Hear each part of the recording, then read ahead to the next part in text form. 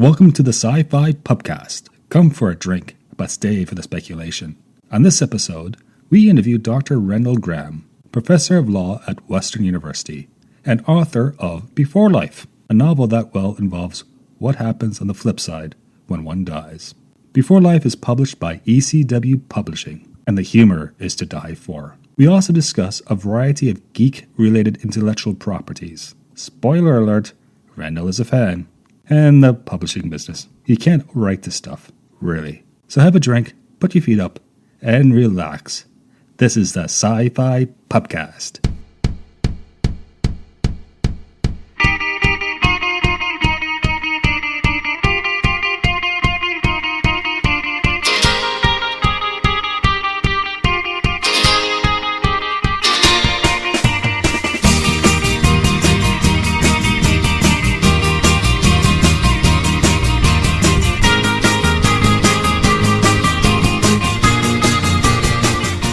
Greetings, welcome to the SciFi Pubcast, the pubcast that tries to be a pub, and hopefully someday a pub that tries to be a podcast. Today who do we have in our little restaurant? Well, we have Carrie. Carrie, say hi. Hey all. Joel, I think you should know that I put an extra padlock on the kitchen walk-in, because I don't trust Derek in there.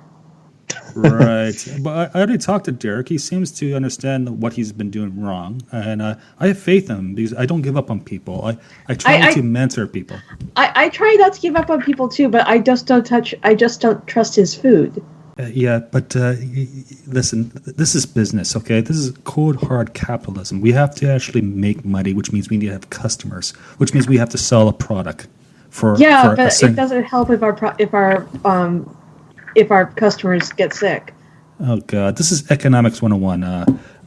We do have a customer who has some knowledge of economics. That was all alcohol poisoning, Carrie. Okay. Right. And we have Derek. Derek Beebe. How you doing today, Derek? I'm great, Joel. Great. I actually saw Derek in person about a week and a half ago. Actually, just a week ago now. And by choice, too. Yeah, it's scary. And I'm actually going to hopefully go see Carrie in California in sometime in February. So that's on my to-do list. So. Yay! Yay! Wow, what was that? To your stomach or? Sounded like a roar. Okay. What? Me or him? No, when you said yay, there was kind of like a roar behind it, as if you were speaking with two voices. Are you demonically possessed by any chance? No, I think you're just hearing things. That's what a demon would say. Right. Well, it is October, and we are recording certain episodes with more of a dark theme to it. And because we love Halloween and All Saints Day and all the good stuff, or the ancient Celtic celebration of, how do you say that, Carrie? Samhain? Thank you. See? Excellent. She speaks Gaelic. Excellent. No, I don't. Oh, well. I really don't. Okay. And today we have a very special customer, otherwise known as a guest. He's a friend of mine, and he has a very interesting story to tell. And his own story is quite interesting as well, in addition. His name is Randal Graham, Professor Randal Graham from Western Law School in London, Ontario, Canada. He is a former professor of mine who taught me ethics and evidence and statutory interpretation. And he has his first new ever novel that was just published last month called Beforelife. And we're going to be talking to Randal all about his new book and about his experiences in the publishing business. So say hi, Randal. Hey, everybody. Thanks very much for having me. Yeah, Randal, you realize this is not the CBC or NPR? I do. I got that through the intro. Right. So it's very important to understand that, it probably is a good idea to have something to drink during this conversation. Yeah, I have poured myself a martini and I'm ready to go. Excellent. Is it the first one or the fourth? This is number 1, gin martini, 2 olives. Okay, excellent. Good. Now this is the part of the interview where I stroke your ego. This is called ingratiating yourself with the guest. Okay. Very good. Okay, so now what I'll do is I'll go to the website of Western University. Where is that? Oh, there we go. let's see. So professionally, Randal Graham is a professor with tenure. So let's see. Reading this down, he has a PhD from Osgood. Got called to the bar in '97. So I don't mean to date you. What? Were you 13 when you got called to the bar? Something like that. My God, honestly, I think Randall is one of the most brilliant men I know. So yeah, wow. Basically, yeah. Listen, Randall, you clerked for the Supreme Court of Canada. I did. Is that right? Yeah, I clerked for Justice Sapinka. So it's very similar to our American listeners. Supreme Court of Canada, Supreme Court of the United States. It's very much a similar stick.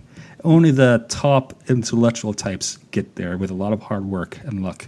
And Randall's that. So professionally, Randall is untouchable. Oh, thank you, sir. Oh dear. And yes. Now, full disclosure, I did take his ethics course, and I did, if I remember right. I know Randall. I know you have hundreds of students and all that. But remember the time I threatened to burn your ethics book? I do. Yes, that was quite entertaining. Yeah. Not usually a big supporter of book burning, but I can understand your views. Yeah, thanks. Because quite simply, you kind of link ethics with economics. Is that? Am I getting it right? I do. I drank a lot at law school. Yeah, I analyze ethical decision making through a microeconomic lens. And now you're a creative writer. I can understand why. Well, people have said that my prior books were also fiction. Sorry, I know this is a little legal geek and digress right now, but we go down these rabbit holes, and it's a shiny thing. I just love the fact that you teach statutory interpretation with all these Latin maxims, and you compare that to Harry Potter spells. I still remember that from law school. Yeah, once in a while I'll slip in Expelliarmus when I'm teaching them law Latin. Love that. Okay. That's awesome. That's awesome. Okay, let's talk about your book Beforelife, and let me get the first question out of my mouth that I think will sum up this interview precisely. Randall? Yep. What the hell were you thinking? Well, I was actually, when I started down this particular rabbit hole, I was writing an academic piece, and it was, as you might have guessed, on microeconomics. It was on microeconomic analyses of judicial decision-making. When judges make decisions, when lawyers make decisions, I was analyzing how everyone acts in order to maximize their own well-being in the context of the legal system. And when I was doing that, I was using the concept of scarcity, which is an important concept in microeconomics. It's, scarcity is the thing that causes us to have to choose between alternatives. We can't have everything we want, so you have to choose one thing over another. You might not have enough money to have all of the, bacon you want and all of the whiskey you want, so you have to decide how most efficiently to deploy your resources. And that's all caused by scarcity. So to illustrate this concept of scarcity, what I thought I would do was create a hypothetical for my book that I was writing. And in that hypothetical world, I would create a world without scarcity to show how it would change the nature of decision-making. And once I posited this world without scarcity, I quickly realized that the greatest source of scarcity from a mortal's perspective is the fact that we're all going to die. We don't have infinite time in which to do all the things we'd like to do, so we have to make choices. We're constrained by time constraints with respect to the choices we can make. You can't spend a lifetime building a medical practice and then spend another lifetime building a legal practice and then spend another lifetime being an actor. You have to make choices. So I had to eliminate mortality from the world I created. So I had this hypothetical world with no mortality where you could have whatever you wanted. And it started to look a lot like traditional depictions of the afterlife. And then I started writing up this hypothetical, and as you've suggested with this podcast, I started to go down a rabbit hole, and it just grew and grew and ultimately ate the academic piece that I was trying to write and turned into a novel. I feel like I should point out at this point that the book is very funny and it's not like a dry economic text. It's actually a comedy. No. Seriously, there are parts of it that read like Hitchhiker's Guide to the Galaxy, and there are other parts of it that read kind of like Good Omens, which both are kind of right down my line of reading lists. So, thank you for that. Those were fun. Basically, every sentence has a joke in it at some point. As Joel will attest, that's a little bit like my classes. Yeah, language is fundamental and has multiple meanings. And you can see that in Randall's writing, definitely, both his economic writings and his creative writings.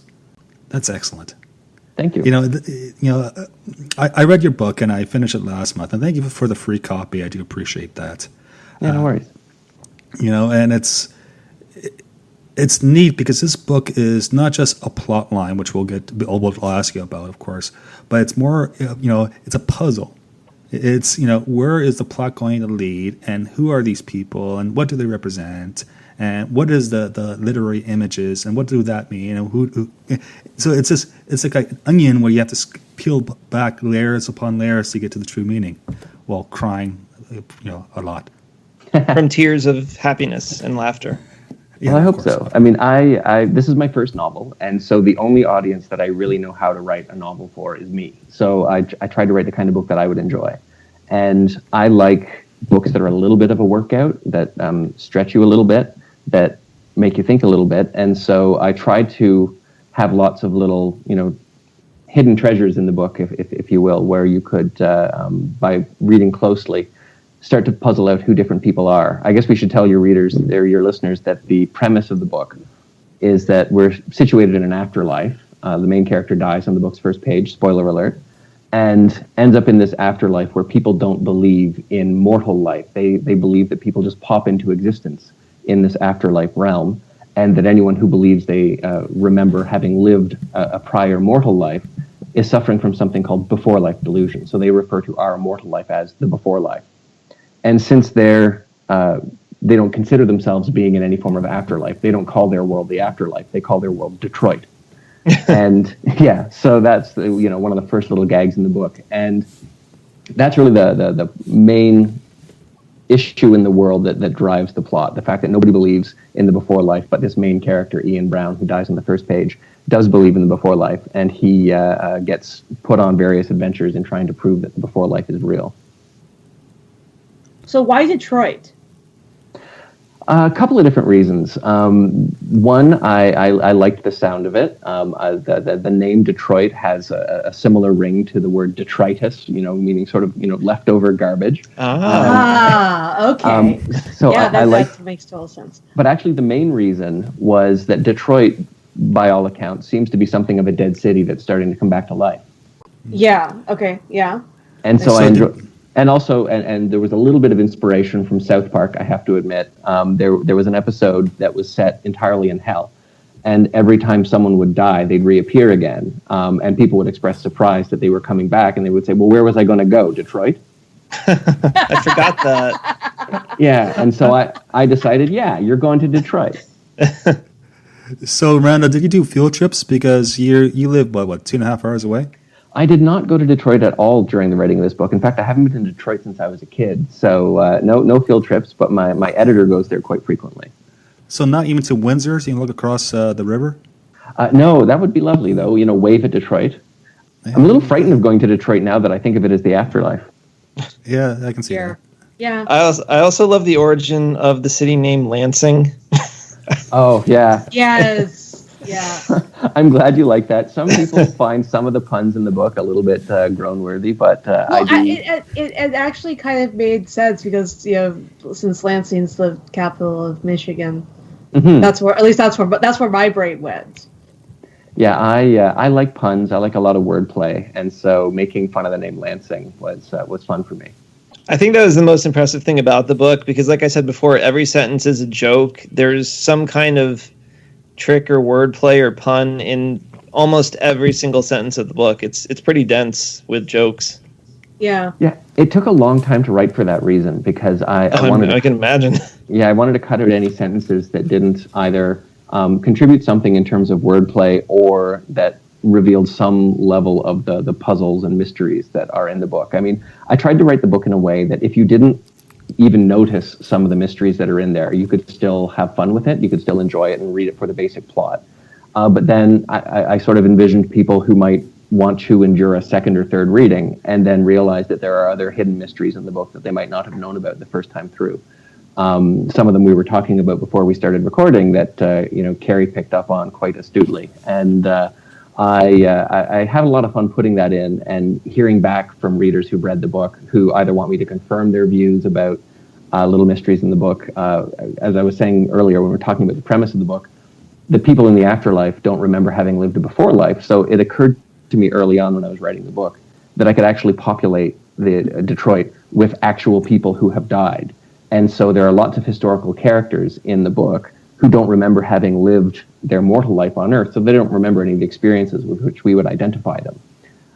So they're in the afterlife. They have their same basic personality, their same basic personality structure, but they don't recall their prior lives, and so they might be in completely different roles. And without spoiling much, just by way of example, Isaac Newton is there, and he's a brilliant legal secretary. And Socrates is there, and he's basically a thug. And so he's basically an assassin, right? That's right, and which is confusing enough, having an assassin in the afterlife where people can't die. Yeah. So I had a lot of fun with that, and so there were a lot of characters in the book who I don't identify by a name that you would recognize, and people have started, puzzling about, who this character might be, who that character might be, and I try to keep them pretty consistent personality-wise with how we have come to know them in the real world, and put them in the afterlife and see what they might have been had they gone down a different path. Okay, Randall, I got to stop you there. I have the copy of your book in my hand right now, and I'm opening it up to all the publishing information. Okay. And pulling the lawyer thing, there's a little clause right there that says this is a work of fiction. Names, characters, places, and incidents either are the product of the author's imagination or are used fictitiously in any resemblance to actual persons, living or dead, business establishments, events, or locales, is entirely coincidental. Yeah, that's not entirely true, is it? The way in which they're depicted in the book is they're fictionalized accounts of real people who are dead. But you'll have noted, if you're solving the mysteries, and this is a slight spoiler, but not a big one, I kept everyone in the book who is based on an actual dead person confined to people who've been dead for a very long time indeed, so that I wouldn't get in any trouble with anyone's estate. Makes sense. So, like Socrates and Isaac Newton aren't likely to sue me. Yeah, well, I do love the way the interplay between Socrates and Isaac. That was really fun. I really just want to see them in a room together, a whole book of them in a room together, annoying the crap out of each other. That was a lot of fun for me, and their little interplay and how Socrates annoys Isaac so much. Because they're two little heroes of mine. I mean, from my own academic work, I have always looked up to Isaac Newton in particular. And in law school, we use the Socratic method quite a lot, and so I often think about the Socratic dialogues. So I had a great deal of fun with those guys. But yeah, just having them not like each other at all, I thought would be great fun. Oh yeah, that was brilliant. Randall, is there any particular people you're trying to pay homage to, which is not as obvious as, say, naming your characters Socrates? Yeah, well, in terms of paying homage to anyone, I didn't so much intentionally copy the style of any particular writers, but I was influenced by some of my favorite writers. I mean, you've mentioned Douglas Adams. I love Douglas Adams, and so his writing has really influenced my own. And Terry Pratchett is one of my favorite all-time writers, and I've read all of the Discworld books. And when writing Detroit, I tended to think of Detroit a little bit like Discworld, like a world in which I can situate any number of different plots. And as long as I establish the rules ahead of time, and then can chase any particular plot down its rabbit hole following the rules that I put in place, then I could have a lot of fun with that, and it could be a fruitful place for different plots to develop. So the Discworld series, Terry Pratchett, that inspired a lot of what I was doing, and I was paying a bit of homage to Terry Pratchett. That does make a whole lot of sense. Well, my best friend handed me the first book in the Discworld series, and when I handed it back to her, I was like, "This is the most effed up, blind RPG game I have ever read in my life." Which That's very pretty funny. Which pretty much was like any RPG game we've actually ever played, and considering how many times I've tried to metaphorically kill my best friend, it actually makes sense because she's usually the DM, and she's kind of sadistic that way. So that's very funny. When you talk about metaphorically killing your best friend, it reminds me the character Own in the book. Yes. The caring nurturer whose name is spelled Joan, but the J is silent and invisible. Uh-huh. Yes. Well, my mother-in-law is named Joan, and we call her Own for reasons that can remain cloaked in mystery. Anyway, we've always called her Own, and so I wrote a book with someone with my mother-in-law's name in it and put her in the afterlife. Oh, God. How did she feel about that? Oh, she took it in good spirit. She's pretty funny. She's got a great sense of humor. That's bad. I should contextualize that by saying we get along really well. Is she still alive? Oh yeah, she's still among us. Okay. Or you're still hiding the body. Okay. That's right. Yeah, I didn't get her reaction by Ouija board. She actually chatted with me about it. Okay. Well, let me ask you this, Randall. What other sci-fi properties or fantasy properties that influenced you, not maybe in this book, but in your outlook in life?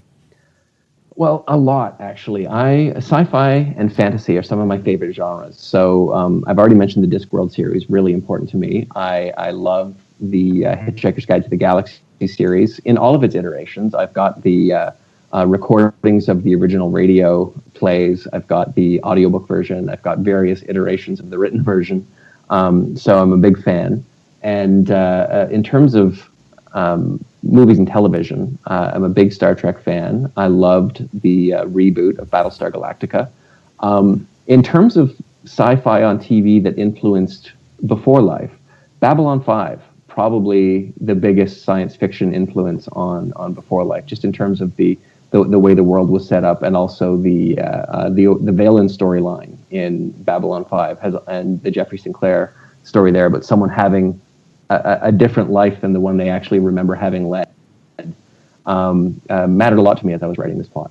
Oh, yeah, Randall, Babylon 5 is my all-time favorite TV show. Yeah, I love that show. I think Yes. In terms of a sustained plot line arc that carried on over several seasons, that show has been more successful than any other show that I've ever watched. Yeah. I love that show. Everybody should watch it, if you can find it. Yeah, I made my editor watch it while we were editing the manuscript of Beforelife, and I had to be with her when she watched the episode where we figure out, spoiler alert, by the way, everyone, when we figure out that Jeffrey Sinclair actually is Valen, the main character from Minbari history. And that is still the biggest reveal moment I've ever seen on television. Like, it just blew my mind. And so I wanted to try to put little reveal moments like that in Beforelife, where suddenly you realize that this character you've been dealing with for a long time is actually some historical character of note whose personality has been guiding their decisions in the afterlife. Unfortunately, I didn't start until season 4, so I didn't really get to experience those revelations. I can't even imagine what it would have been like seeing it live. It was mind-blowing. Yeah. Derek, what's this website one of the creators have up with the episodes free online? Do you know what I'm talking about? Oh, God, I don't know it offhand, but I did see a link several months ago that you were able to legally watch all episodes for free. Oh, wow. So, I'm sure if you just Google Babylon 5 online, it'll come up, because J. Michael Straczynski himself posted the link, so it's totally above board. And they don't have the movies in Crusade or anything. It was just the 110 episodes, but still, it was free. The things you learn in bars. Amazing. I mean, I still see the DVD sets used all over the place and in stores and stuff, so it's not like it's out of print or anything. Okay, Curry. No, I actually need to replace my copy of season 4 at some point, because one of the discs was damaged, and it's unfortunately damaged right at the point where it's revealed that Bester's been screwing with Garibaldi this entire time. Oh, that's a great episode. And a little bit of a shout out for my publisher, ECW Press, who published Beforelife. They just, within the last couple of weeks, released a book on Babylon 5. Really? It's called A Dream Given Form, and it has an exclusive interview in it with Peter Jurasik, the guy who played Londo. It's by Dale Kuntz and Ensley Guffey. It's, by all accounts, a really good book. My editor worked on that one, too, so that's how I came to know that book. Is it essays about the show, or? Well, it's an unofficial guide, so there's an episode guide and full discussion of the Rangers and the overall arcs within the book. It's within the TV series. It's quite good. Not to go off too much of a tangent, but did you read the Technomage novels? I did not. Oh, they're really good. I love the Technomages. Michael Ansari, I think that's his name, the guy who played the main Technomage. I think so, yeah. Yeah, he In was Crusade? a Klingon. He was a Klingon in Star Trek, and then he went on to be a technomage. He was brilliant in that episode. Well, if you get a chance, read the Technomage trilogy because they're legitimately well written. They're not just good for TV tie-ins. They're proper novels. They're beautiful work, and they expand on the Shadows and the Vorlons and the Shadow War in everything in so many wonderful ways. Very cool. Yeah. Yeah, the Vorlons had an impact on Beforelife as well because, without getting into too much spoilery territory about the book, the idea of having first ones, people who arrived early on, having special insights into the universe, since no one dies in my version of the afterlife, I thought the people who had died first would have much greater access to and insight into the rules that actually make the world tick. Well, that makes sense. Yeah, and so that was sort of inspired by Vorlons and the other first ones in Babylon 5. Neat. Now, would it be a spoiler to ask who goes to afterlife, or would that be a spoiler? It's not so much spoilery for Beforelife, but I do raise that issue. There are 2 sequels coming to Beforelife. Yeah, and I do raise that issue in the next book. The next book is called Prink, which is a word we learn in Beforelife for people who believe that they had a Beforelife. It's short for pre-incarnator. Mm-hmm. And so, yeah, the word Prink is the name of the next book. And I do raise that because, does everyone who dies in the Beforelife end up in Detroit, or are there other places that people go? Okay. Well, that actually, because I kept wondering as I was reading it, what happened to kids that washed up in the River Styx, or babies? Are they just completely useless for like all of eternity? Yeah, I talked about that very, very briefly early on, and much more so in the original manuscript. I cut it down a bit. It was a really, really long book. It was 167,000 words in its first draft, and I ultimately cut it down to about 150,000 words with the help of my editor, Jen Hale, who is amazing. Mm-hmm. And I cut some of that explanatory stuff out. My vision of the afterlife was that people arrive in the afterlife at whatever age they were when they died, and then continue growing until some particular period. And I don't want to give out too much about that before I get into the Prink manuscript. But babies wouldn't stay babies forever. They would grow up and reach adulthood and then stop aging. Oh, okay. Now that makes sense. Okay, Randall? Yes, sir? I got to ask you, man. This has been wonderful, and there's so much insights and all that. But I'm trying to get into, where did you come from? Were you hatched into this fantasy sci-fi? Tell us stuff about your childhood. Let's go all full out Freudian on you, okay? Tell us everything. Sounds good. Probably the most interesting fact is that my father spent about 30 years in a maximum security prison. He was a guard. Good. I was raised in Peterborough, Ontario. My dad was a prison guard. My mother stayed at home with me for the first big chunk of my life, and then she worked with the Salvation Army for a number of years. And sci-fi was not a big part of their life at all. In fact, I'm amazed that my mother just finished reading Beforelife, that she would actually want to do that, but she did. By all accounts, seems to have enjoyed it, so that was good. But yeah, we had no sci-fi when I was a kid that brought into the house by my parents. It was later on when I fell into a rough crowd at school who liked Star Trek and so forth that I got into that stuff. But a lot of reading when I was a kid, and I was a big fan of a lot of different book series, and I read Lord of the Rings when I was really quite little and just absolutely loved it. And I remember in elementary school, our class got a bunch of kids together who were big into Middle-earth, and we made a trivia game sort of based on Trivial Pursuit that was all questions about Lord of the Rings.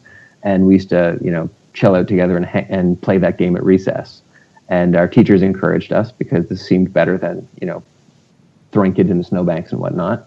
I guess science fiction and fantasy have always been things that I've been really interested in since quite a young age. And then after Peterborough, I went off to university, and as you know, studied law, and went off and clerked for the Supreme Court, came back and did my PhD, and then started teaching Joel when we were both, 14, 15 years old. Yeah, exactly. It took 3 years to get through law school. That's terrible. But But look what I do now for a living.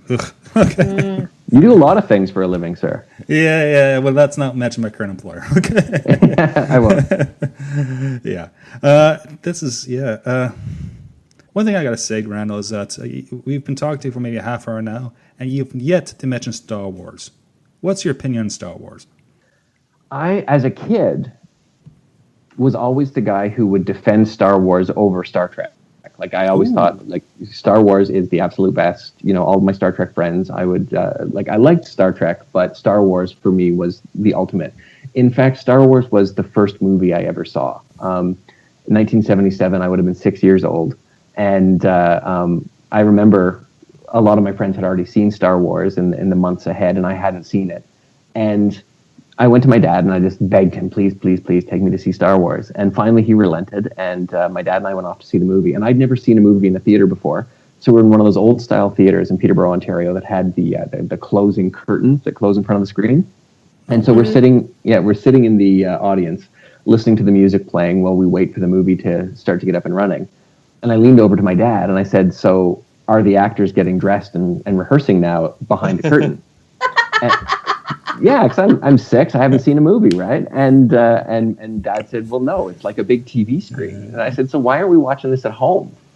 I just didn't have a sense. Yeah, and so my introduction to cinema was Star Wars, and it just blew my mind. Like, I'd never been that happy in my life as I was when I was watching Star Wars. And so, needless to say, it made a big impression and has a special place in my heart to this day. I have even watched the prequels more than once. I am loving I have watched all the prequels at least twice. And I'm loving the latest movies that have come out. So yeah, big Star Wars fan. Okay, but there's just so much more in the Trek universe, right? In terms of like filmed material. Because there's so many Trek series, there's so many Trek movies. So many hours and hours of...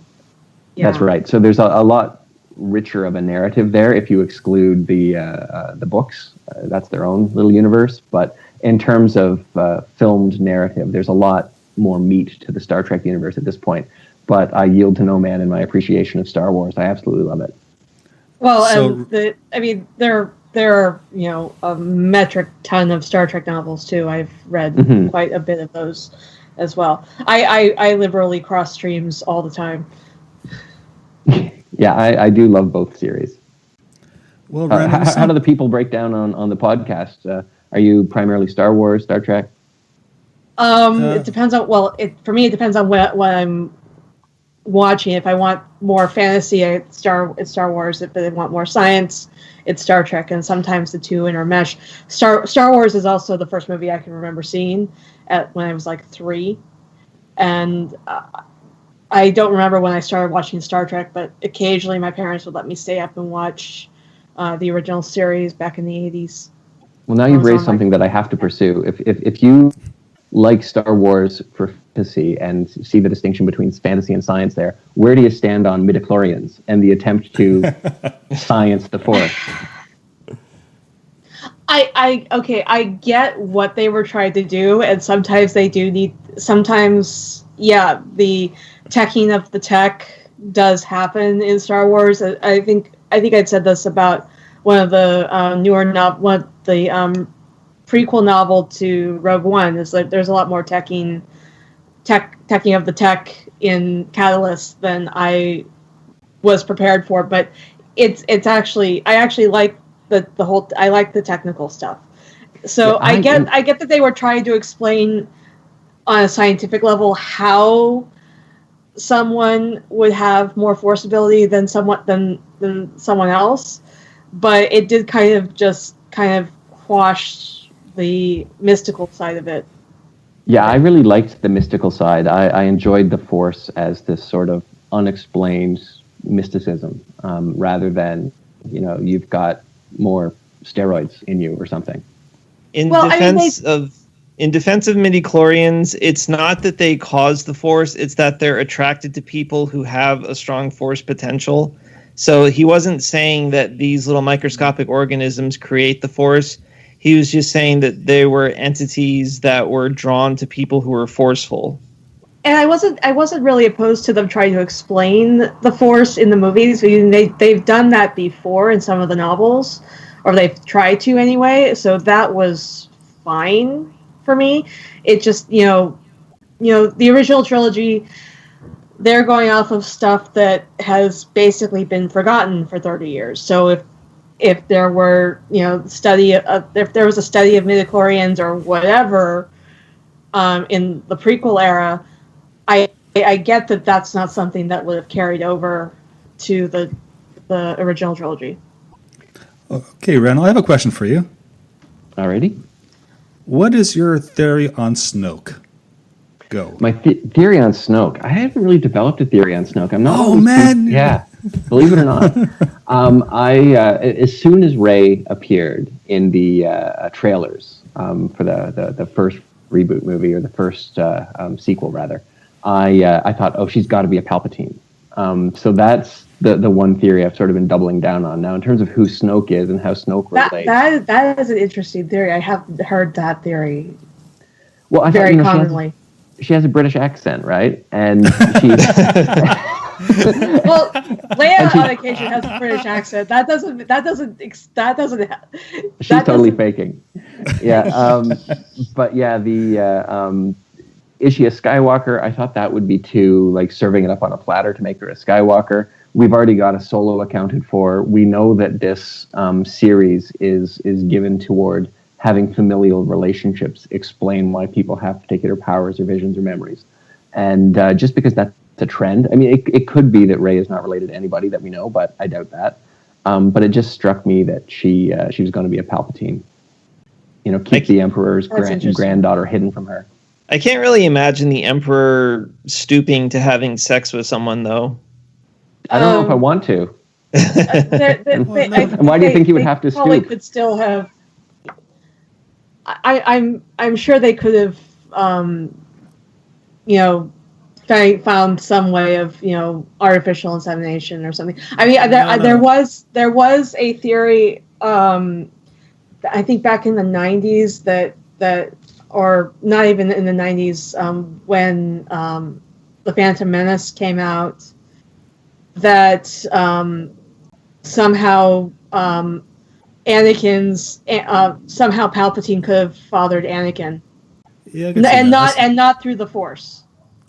Listen, Darth Sidious will father anyone if it's if he will do the means to get to the end. Come on, look in our society. How many people sleep with others just to get ahead in life? That's true. Fair enough. Yeah, Darth Sidious could be the new Harvey Weinstein. Yeah, exactly. I was going right there, Randall. Oh God. Yeah, that's frightening. Yeah. Speaking of business. Oh, dear God.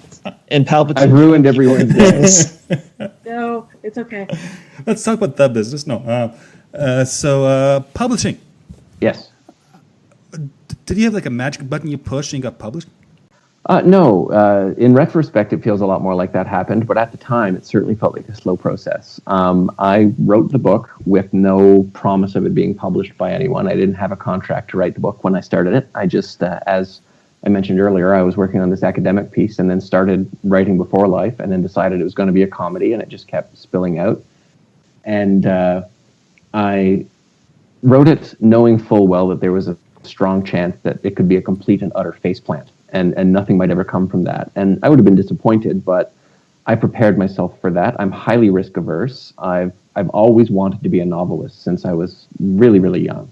And I remember growing up in Peterborough, Ontario, Robertson Davies used to live in Peterborough, and we would always talk about Robertson Davies' works, and I would read his books and think, that's what I want to be when I grow up. And so I always wanted to be a novelist, but again, I'm highly risk averse, so I wanted to have a day job. And so even when I was planning to go to university, I thought, I want something stable and sensible that can be my real job, that will, give me a grounding in language, and I can go be a novelist on my, off hours. And so I went to law school, and I waited until after I was tenured before I started writing a novel. And once I was a tenured prof, I felt like I had the stability in life and enough experience behind me to write something. So I sat and started writing the novel, as I described earlier, and wrote it over the course of about 5 years, just summers and the occasional weekend or holiday. I would work on it. And in the meantime, I had to keep up my legal publishing. So I wrote another law book in the middle of that. And once it was done, I thought, great, now I'm done. It's probably going to be published in 10 minutes. That's how this works, right? But of course, that's not how it works. I sent out letters just describing the book to various literary agents. And I learned later, after one of them was kind enough to reply, most times that you write to a literary agent, you don't actually get a reply. One replied and said, there are 2 sentences in your letter that really don't go well together. And one of them is, the length of the book is 167,000 words, and the other is, this is my first novel. Yeah, and they said no one wants to invest their time in a really, really long book by an unknown. And so I thought, fair enough, but I decided I would continue giving it the old college try. So rather, I decided I'd skip the agent process and submit it directly to a few publishers.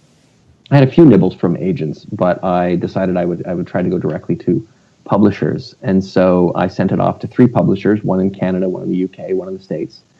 And the Canadian one, you send your publication in through an acquisitions editor. The people who actually edit the books are the people who typically acquire the book on behalf of the publisher.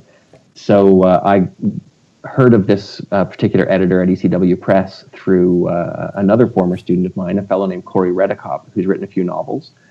And I sent him the manuscript of Beforelife just for critical commentary, and he said he quite liked it and proposed that I get in touch with his old agent and see if she had an interest, because he thought it might be the sort of work that she'd want to acquire. And she got it, and she just initially asked for 1 chapter, and so I sent her a chapter, and after a month or so, she read that, because she's reading 100 books at a time.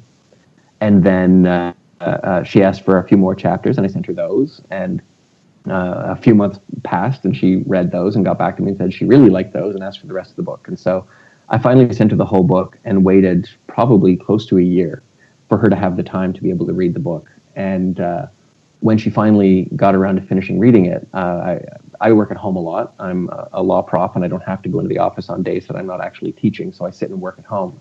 And my wife was working at home that day as well, Stephanie. And I was sitting in my office working, and Steph came downstairs and walked into my office.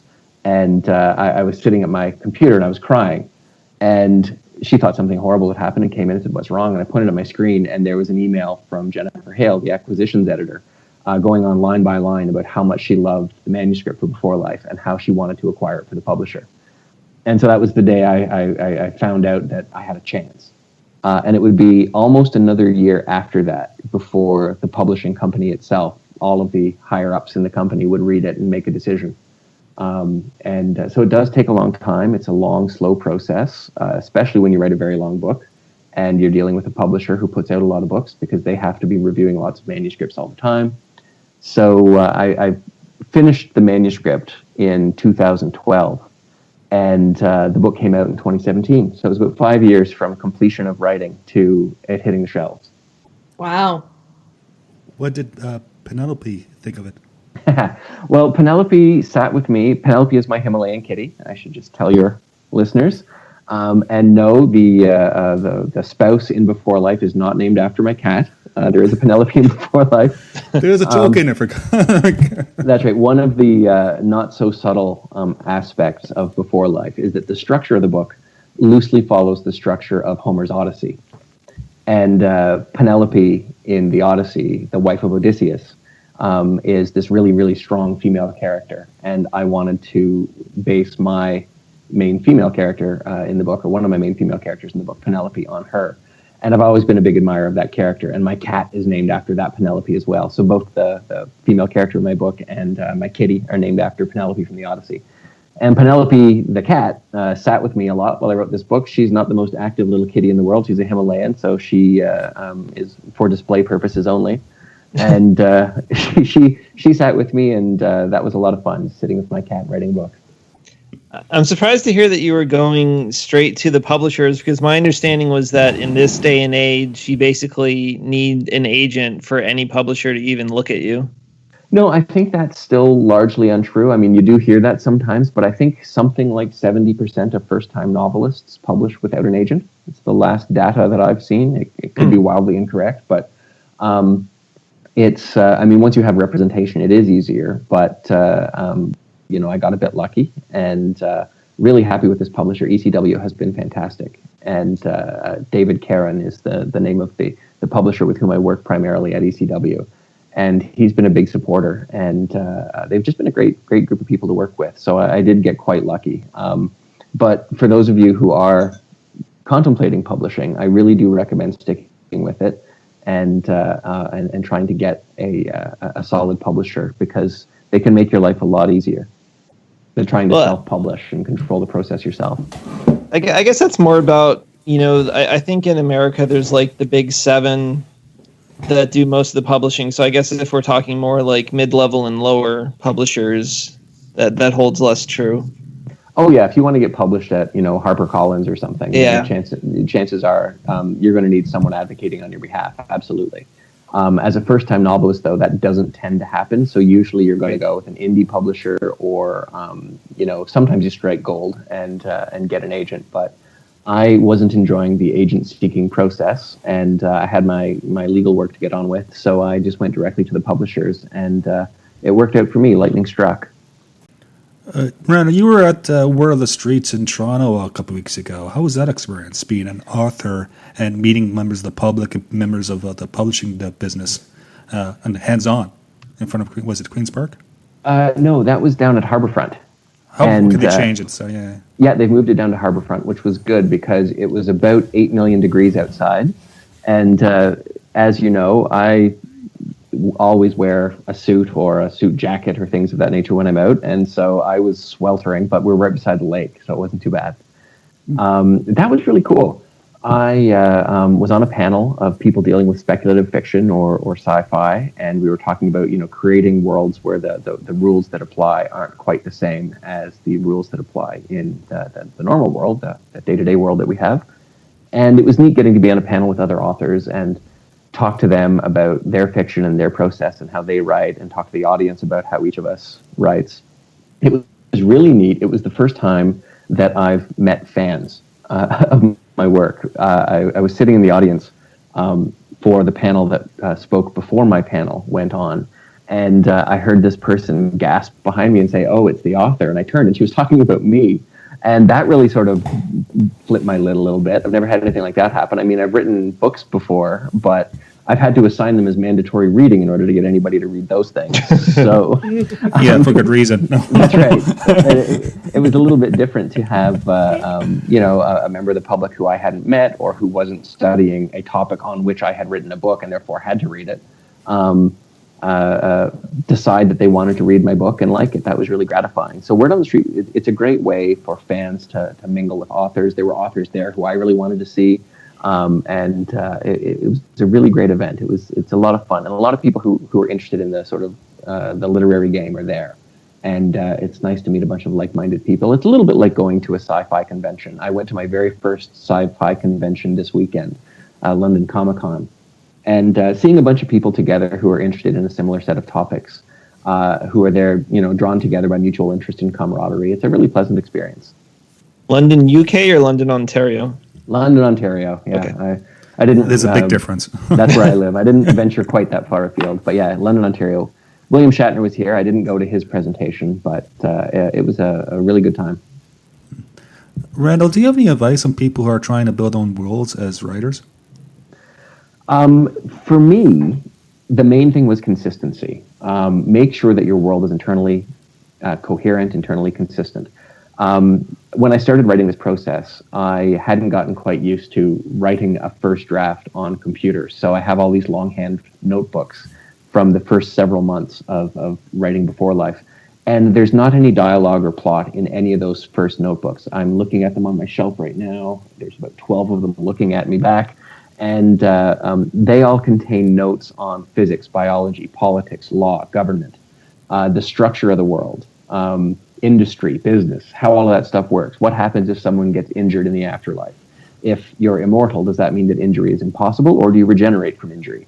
How long does it take to regenerate from particular kinds of injuries? What about animals? Are animals immortal? Do animals die? How do animals interact with people in the afterlife? What about nutrition? How does nutrition work in the afterlife? And so I figured all of that stuff out. I spent a long time. So when I say 5 years writing the book, probably the first year and a half didn't involve me writing any actual text that made its way into the novel, other than the occasional line that would pop into my head. It was mostly just setting up rules. So for me, world building was really important, to have a consistent world where if questions arose later on, like if someone confronted me about something that seemed like an inconsistency in the book, I would at least have an answer and say, to the extent that there's an inconsistency, maybe there's a reason for that, or maybe you're perceiving an inconsistency because there's some hidden aspect of the world that you haven't quite figured out yet. And so I try, and is there such a thing as reincarnation, for example? Those of you who've made it that far into the book will know that there are a whole bunch of Napoleons in the afterlife, based on the gag that 50% of people who think they've been reincarnated believe they were Napoleon. And so I decided I would populate the afterlife with lots of people who in fact were Napoleon, so that if they ever were reborn into the before life, then they would reincarnate believing they were Napoleon. Yeah, you didn't come up short. You didn't come up short there. Nice. No. So yeah, lots of little world building like that.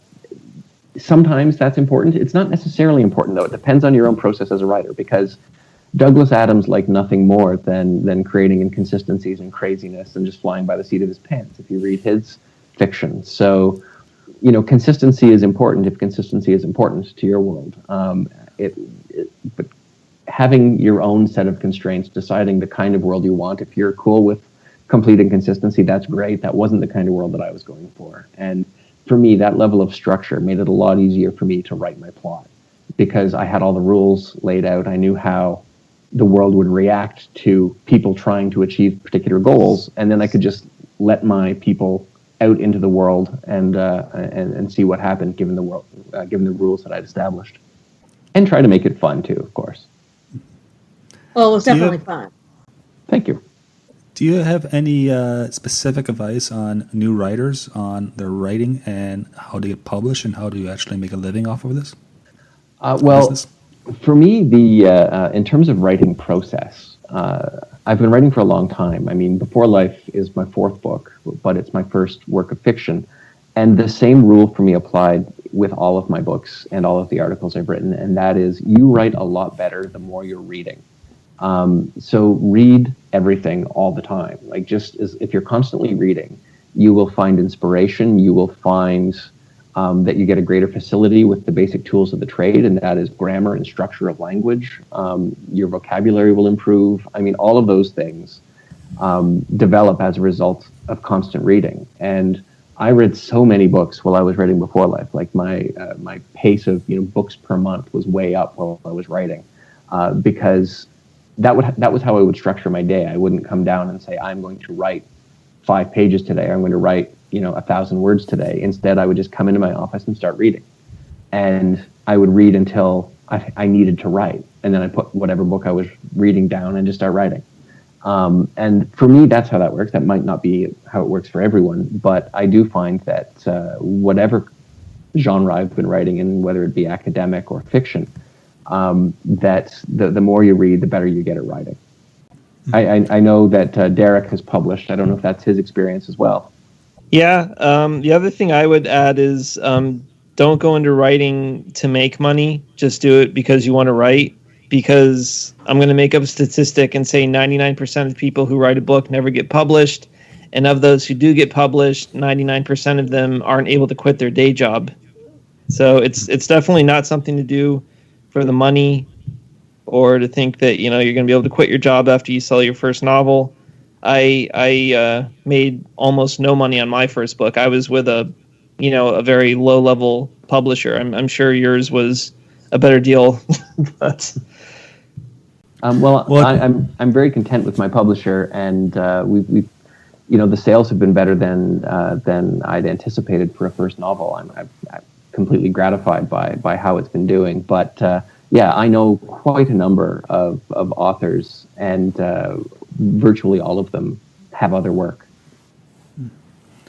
Derek, there's always podcasting. That's where the real money is. But actually, your advice about reading a lot, that's actually something my one of my high school English teachers always says. Like, if readers make better writers and writers make better editors or something like that. It was a whole like cyclical process. It's like one makes better a better of the other. It's like readers, writers, editors. It's all kind of a circle. Absolutely. And I find that whatever I'm reading worms its way into whatever I'm writing. Like I remember when I wrote my PhD dissertation 100 years ago, I was reading Moby Dick. So there's actually a line from Moby Dick in my doctoral dissertation, which is not about Moby Dick. It's about statutory interpretation and originalism. So it's... a good time? It's nice. Very nice. Yeah, whatever you're reading has the capacity to inform what you're writing, even if they don't seem related at first blush. Randal, what new books are you reading right now, or films that is turning your fancy in terms of creativity? In terms of creativity, reading, this wasn't a creative writing book, but I just finished reading Al Franken, Giant of the Senate by Al Franken. And that is one of the best titles of a book ever. I really enjoyed that book. What else am I reading right now? I never got around to reading The Once and Future King, and I just started reading that. So I'm looking forward to making my way through that. What else have I been inspired by lately, or that I've watched lately? I saw Blade Runner 2049 just right. the other night. Give me a breakdown in 30 seconds. Go. Oh, I love that movie. I mean, it raises a lot of interesting themes that are particularly timely right now, given current politics. I thought the filming was beautiful. I thought, usually when I notice the cinematography in a movie, that bugs me, because it means that the cinematography is so ham-fisted and trying to be artistic that it's making you step out of the actual fantasy of watching the film. I found that Blade Runner came, as close to that line as you can without crossing it, and it just was a beautiful movie. I know it's not doing as well at the box office as people had hoped, or at least I'm given to understand that, but I was there with a colleague of mine, and we both just walked out of there so happy to have had that experience, a completely immersive experience where you feel like you're in that world, and you feel the dismay of the characters in the world. I mean, it's definitely dystopian, and you feel that sense of living in a dystopian world while you're watching it. At least I did. It was my experience of the movie rather, and yeah, I highly recommend it. I liked it. I'm going to go out and say this. No one ever says this sort of thing. I liked it better than the original. Wow. Ooh. Wow. I just lost half of your listeners. Yeah, and our listeners, we can't replicate them as easily as, say, the movies can. Nice. Well, I will say that when I went and saw it last weekend, we've been having a lot of fires down here, so to see that LA might possibly digress into what it looks like in 2049 in Blade Runner, and knowing that the air quality right now is probably not the best, that was a bit depressing. I felt bad for San Diego. Oh, it was just a garbage dump for LA. Yeah, that was real. San Diego is one of my favorite places down here, and that was very depressing. Yeah, it is one of my 3 favorite cities in the world. Wait, but was a dirty bomb that went off in Las Vegas in the new Blade Runner movie? That's right. Yeah, is that a happy thing? Okay, no, that's a bad thing. Okay, I don't think so. Okay. Well, given all of the terrible stuff that has happened in Las Vegas recently, absolutely, yeah. Right. It was. Well, although given all the nuclear testing that's happened in Nevada, it's not completely not completely beyond imagining. Interesting. Yeah. No, I felt sad for everybody involved in Las Vegas, in the making, healing from this terrible tragedy they've had, and then it was a sad coincidence that at the same time this movie's being released in which Las Vegas has been utterly destroyed by a dirty bomb. Yeah, right. That's so true. Yeah, but it didn't take away from the artistry of the movie. Oh no, definitely. And I really did like the scene where, and you mentioned it offline, Randall, but Harrison and Gosling characters fighting in the room, and then decided to stop to drink whiskey. Oh gosh, I thought that was terrific. Just keep punching until it was time to have a drink. Well, actually, I liked how every time you saw Ryan Gosling's character from the back, it looked like Harrison Ford from the original movie, and I thought that was a brilliant kind of misdirection there. It was very well directed. One thought that I had while watching the movie, initially, most of the female characters you encounter, not all, but most of the female characters you encounter are artificial. They're not merely objectified; they actually are objects, right? Like they're a hologram, they're a replicant. And at first, that made me feel a little bit uneasy. But then, as I got further into the movie, I realized I think that's what the director is going for. Because without spoiling the movie for anyone who hasn't seen it, one of the most important themes of that movie is control of women's reproductive rights. Right. Yeah, and to have this constant theme of women as objects throughout the movie, and then to have that important theme of control of females' reproductive rights. I thought that was really powerful and really very timely. Yes. Yeah, I thought that was really well done. I thought, if I could ever write anything that picked up on a theme so brilliantly, that would just be one of those moments, and you'd be so proud of your work. Right. Not to bring the room down. We're in a pub after all. Yes. Speaking of which, I got to ask you this, right? Okay, in terms of your writing style and the writing process, do you think alcohol consumption is helpful or hurtful? Yeah, well, there's an old saying, and I don't know who to attribute it to, and that is write drunk and edit sober. And that actually makes a lot of sense. I mean, I don't recommend drinking to excess when writing, because if you don't have a much higher tolerance than me, you'll write gibberish. But I find that, having maybe, one martini, one glass of scotch. I'm a scotch person, but today felt like a martini day, so I'm having a martini while we record this. I find that it loosens up my creativity a little bit. Like I'm willing to take more risks. I'm willing to, just to give one example, this won't give away any plot points from the book, but I had Isaac Newton and Socrates speaking to each other in code over these encoded transmissions, so that no one could record their conversation or pick up their conversation and eavesdrop on them when they were communicating to each other over a great distance. And I was trying to come up with what that code would be like. And I'd had a martini. And so it occurred to me that if their code were to fade into the background cell phone traffic that otherwise would exist around the world, that it would change their voices and speech to make them sound like two teenage girls trying to coordinate where they were going to meet in a food court. That was brilliant, actually. Yeah, it was a lot of fun to write. And, could I have come up with that if I hadn't had a martini that day? Maybe, but it was, I certainly felt free to explore some silly things when I was feeling silly. And, there are other times when you write something when you're feeling a bit silly, or have had a martini, or maybe up too late, that you edit the next day and you're like, what the heck was I thinking? But for the most part, you can free up some creative juices in whatever way, using whatever suits your fancy. But for me, having a scotch, sitting out on the back deck, writing a bit of text, that was often a lot of fun.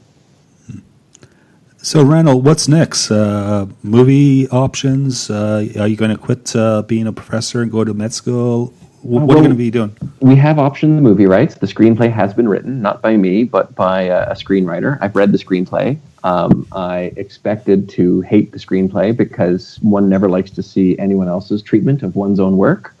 But I read the screenplay, and it was just fantastic. It was written by a screenwriter named Adam Till, who is a fantastic guy based in Toronto.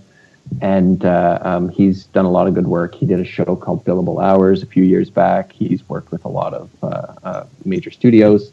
And he, through his company, optioned the rights to Beforelife.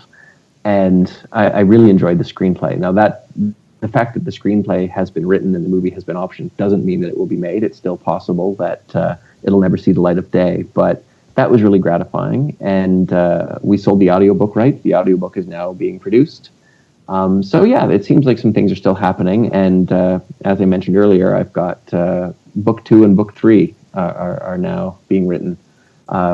For your listeners, I should mention that Beforelife is itself a standalone story. It has a beginning, a middle, and an end. But there are 2 other books coming out that are set in the Beforelife universe. And so I guess next is working on those as much as humanly possible. Wow. And where can people pick up your Beforelife? Bookstores all over the place. I know in the U.S., Barnes & Noble placed quite a large order for them, so you can get them at Barnes & Noble in the U.S. You can get them on Amazon. In Canada, they're at Chapters Indigo bookstores. Well, they're at all kinds of bookstores in Canada. I recently learned that you can buy it in Japan, which that surprised me to no end. I know at least one bookstore in New Zealand is selling it. So yeah, bookstores everywhere do carry it, but you can order it online at Chapters Indigo. You can order it online at Barnes & Noble, at Amazon. And wherever you want to buy it, I appreciate everyone who does. I have been having a lot of fun chatting online with people who've been reading the book and wanting to give me their comments. You know, it's funny. Each time an author has a new book, and if I know the author, I go on this bookstore hunt, trying to figure out if they put the books out before it's actually the release date is. And I think I went to like 3 or 4 different chapters to look for your book. And yes, the bookstores have it now. Yeah, it was actually out. I thought it was coming out on September 5th.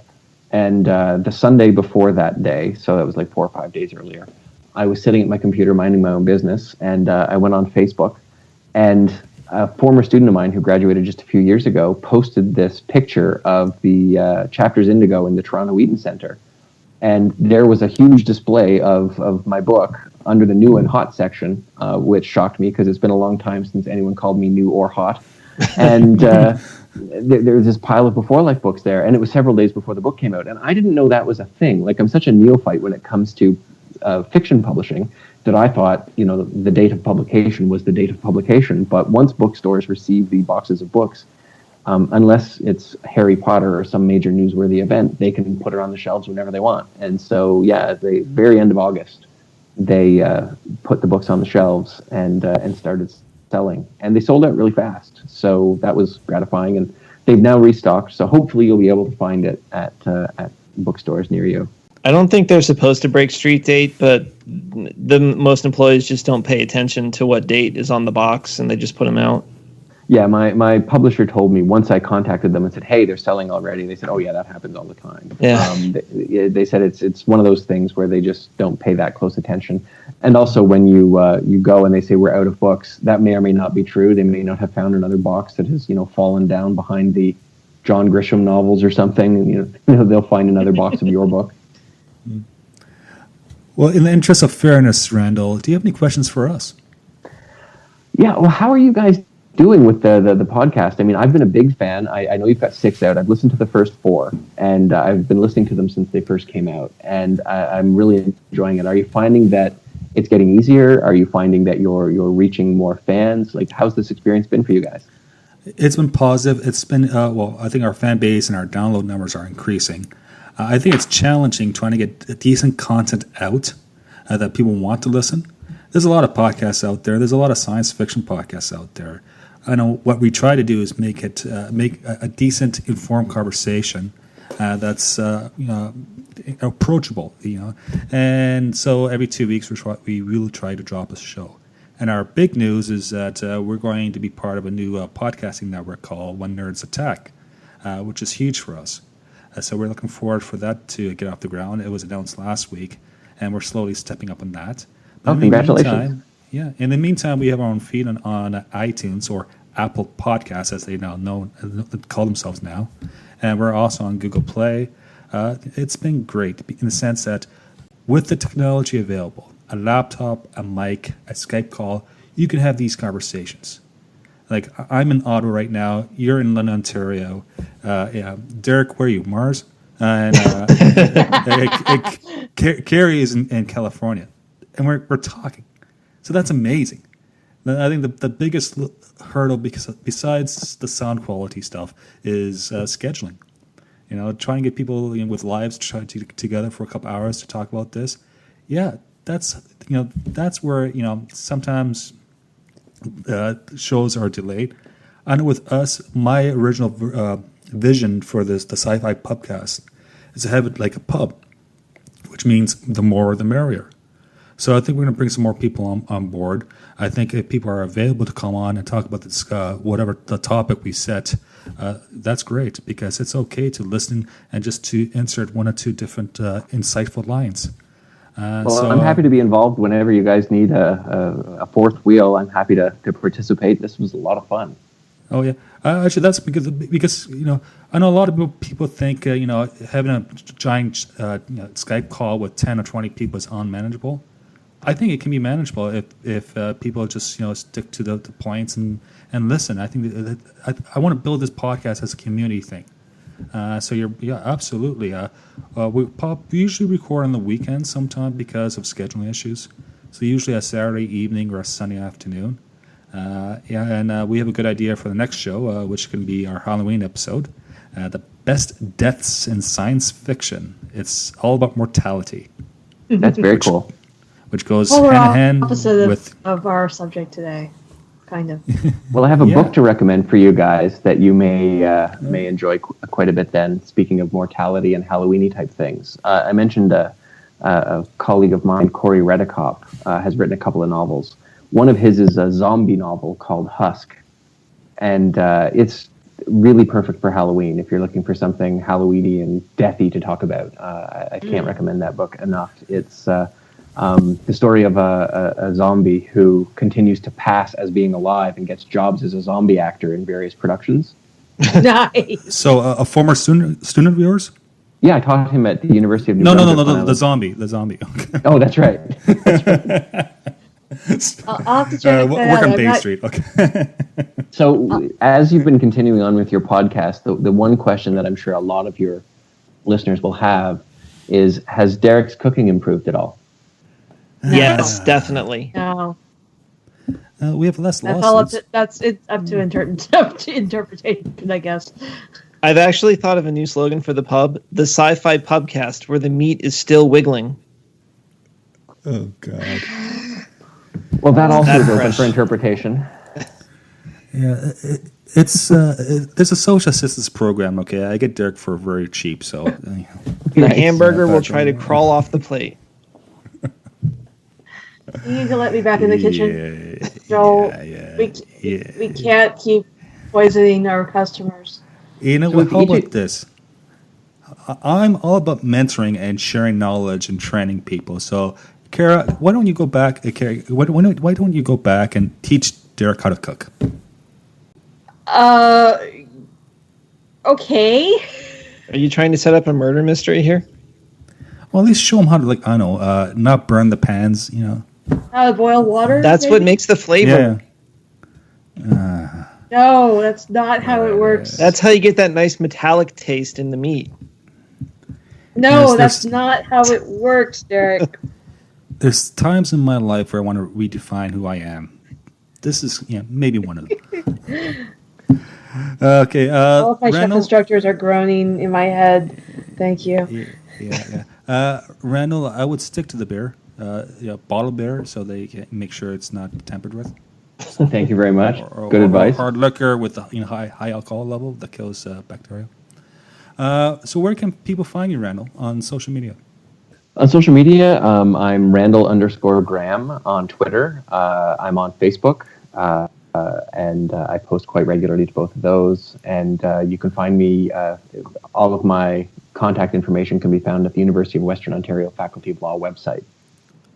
Oh, I got to ask you this. I'm so busy. I went there before the name change. So what do people call it still? Is it the University of Western Ontario or is it Western University? That depends a lot on who you're talking to. I mean, the legal name, the legislation is the University of Western Ontario Act. So that remains the legal name, but Western University is the branding.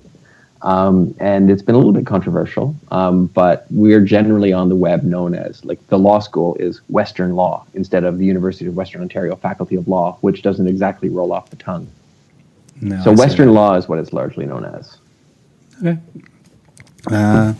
I encourage our customers to go out and buy Randall's novel, Beforelife, by ECW Press. Thank you very much. Yes, and buy the audiobook, invest in stocks and Randall's... I'm sorry, you're not incorporated, are you? Yeah. So, no, that's great. And listen, honestly, thank you for joining us. You understand the philosophy behind the SciFi Pubcast is just to bring people together and have some decent conversations. Because, quite frankly, me and Derek, we have absolutely nothing in common. Nothing in common. We both like Star Wars and Star Trek. That's maybe it. But besides that, okay, we do a podcast and Carrie is stuck between us. That's funny. Well, this is why I'm usually drinking during the show, although I'm not right now because it's barely 2:00. Well, I think you guys do really good work. I've been enjoying your product you. over the course of the last several weeks, and I'm really, really grateful that you had me on to talk about my little book. Yeah, and thanks again, Randall. And as for us, the SciFi Pubcast, we can be found on Twitter at SciFi Pubcast. Yes, that's our original name. You can like us on Facebook. Please do, because we need more likes on Facebook. It's shameful right now, the numbers, but we understand. And of course, When Nerds Attack is our new network we're standing up right now. Oh, also, a shout out to Mike from the RetroCon. He wants to guest on the SciFi Pubcast. He said that in the last episode. You're more than welcome to join us, man. Everyone's welcome. Now, yes, please come hang out with us, Mike. And Ernie or whoever. Or Ernie, Raul, Randy, Angel, all of you, come hang out with us. It'll be fun. Yeah, just you can buy beer here or bring your own. So. No one bring their own booze. That's acceptable in some jurisdictions. You can bring like a bottle of wine. Yeah, there's a corking fee, but yeah. So. Okay, as for iTunes reviews, again, we're not asking you for any money. We don't have a Patreon page. We're just asking you please leave us a decent, positive iTunes reviews. That helps people find us. Apple Podcasts. I haven't switched over to the whole formal Apple Podcast. I still call it iTunes, but I'm old and senile. And if you do leave a review, let us know. Send us our mailing address, or send us your mailing address, and I'll send you a sticker because I bought stickers. He gave me a bunch in New York City. They're real. Yeah, I got a bunch too. I'm handing those out slowly. I left a review and I did not get a sticker, and I think you know where I live. Yeah. Oh, you better get on that, Joel. It's on my to-do list. Yeah, it's. I'll send it to the Faculty of Law because I can find that address online. Thank you. And as for any feedback, we're available on. I'm always on Twitter, but if you send us an email, if it's lengthy, send it to management@scifipubcast.space. The email will be seen by all of us. So, and as for our personal Twitter handles, Carrie, what's your Twitter address? My Twitter handle is Carrie Blackfire42. That's KERI Blackfire42. And Derek, what's yours? I am at Derek J. Beebe. Feel free to follow me because I have no friends.